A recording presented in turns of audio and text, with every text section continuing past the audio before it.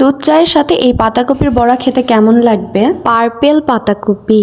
আজকে আমি এই পার্পেল পাতাকপির বড়া তৈরি করব। এই পাতাকপির দাম নিয়েছে 5 রিয়াল। পাতাকপিটা কত কিউট তাই না, মাশাল্লাহ। আমার তো একদমই এইভাবে রেখে দিতে ইচ্ছা করছিল। যাকে এবার কাটাকাটির পালা।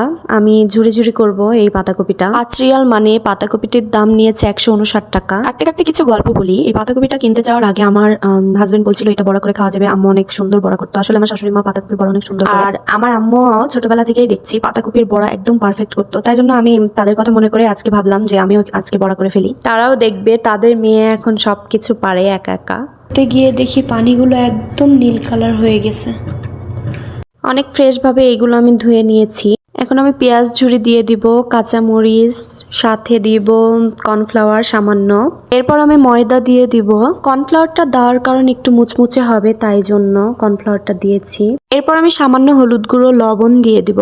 এরপর খুব ভালোভাবে মিক্স করব। অপরদিকে প্যানে তেল দিয়ে দিব গরম করতে। তারপর আস্তে আস্তে এভাবে বড়াগুলো দিতে হবে। মিডিয়াম আঁচে আমি এইগুলো ভাজতে দিব।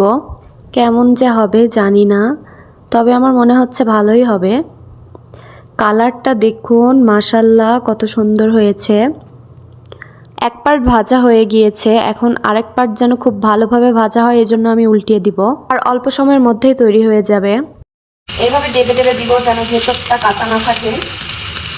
আর তৈরি হয়ে গিয়েছে আমার পাতাকপির বড়া। অনেক মুচমুচে হয়েছে।